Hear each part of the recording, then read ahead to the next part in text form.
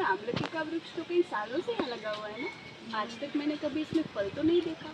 इसका क्या कारण हो सकता है? नहीं क्यों? ऐसे तो कई सारे वृक्ष होते हैं जिसमें फल और फूल कई बार नहीं लगते। इसका कारण तो यही हो सकता है कि उसको अच्छी तरीके से पोषण नहीं मिलता होगा। लेकिन हम पोषण कैसे दे सकते हैं? मुझे ना एक बुक के बारे में पता है जिसका नाम है वृक्ष आयुर्वेद, जिसमें काफ़ी सारे वृक्षों की पोषण विधि के बारे में बताया गया है।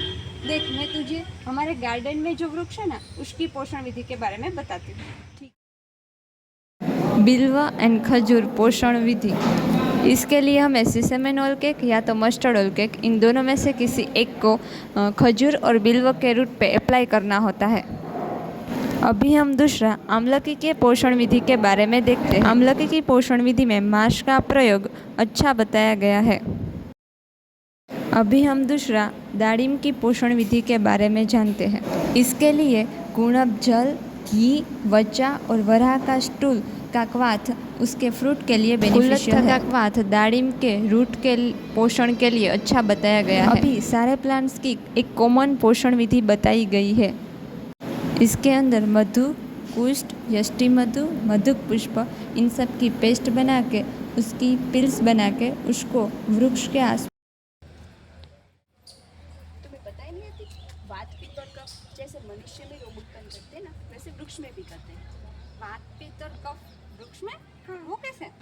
जिस वृक्ष में वात अधिक होता है ना, वो वृक्ष लंबा, पतला और वृक्ष होता है।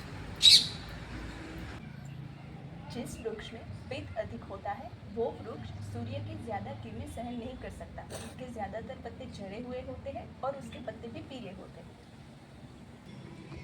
तुम्हें पता है, जिस वृक्ष में कफ अधिक होता है, उस वृक्ष की शाखाएं पूरी तरीके से पत्तों से भरी हुई रहती हैं। उसके पत्ते बहुत ज़्यादा हरे भरे और चमकीले होते हैं और अधिक कफ की मात्रा से उसमें क्लेद भी उत्पन्न हो सकता है और कृमि की भी संभावना रहती है। तो फिर उसकी चिकित्सा भी होगी ना? हाँ बिल्कुल है। चलो अब उसकी चिकित्सा देखते हैं। ठीक है। वातज विकार की चिकित्सा घृत आदि शीतवीर्य पदार्थों से की जा सकती है। पित्तज विकार की जल एवं सौम्य पदार्थ से और कफज विकार की चिकित्सा हम कटु अम्ल एवं उष्ण द्रव्य से कर सकते हैं। क्या तुमने देखा? ऐसे कई सारे वृक्ष हैं जिसके ऊपर ऐसे छोटी छोटी ग्रंथियां हैं। क्या वो रोग है? हाँ बिल्कुल, वो बैक्टीरियल या फिर फंगल इन्फेक्शन हो सकता है। तो फिर क्या उसका कोई उपाय हो सकता है? हाँ बिल्कुल हो सकता है। लौध्र के पुष्प, घृत, गाय का गोबर एवं गुणप जल का मिश्रण अगर वृक्ष को दिया जाए तो हम वृक्ष को इस बीमारी से बचा सकते हैं। तुम्हें पता है कई वृक्ष कृमिग्रस्त होते हैं, क्या उसकी भी कोई चिकित्सा होती है? होती है ना, बिल्कुल होती है। गौमूत्र, तिल, सरसों, घृत और विडंग इनका लेप बनाकर अगर वृक्ष को धूपन दिया जाए तो हम उसे कृमि से बचा सकते हैं। मैंने ऐसे भी कई वृक्ष देखे हैं जो बिल्कुल पीले पड़ गए हो और उसके पत्ते भी झड़ गए हो। उसका हम क्या कर सकते हैं? ऐसी अवस्था में शहद, विडंग और तिल का लेप लगाकर उसके ऊपर दुग्ध का छिड़काव करना चाहिए। ये देखो कैसी सूख गई है।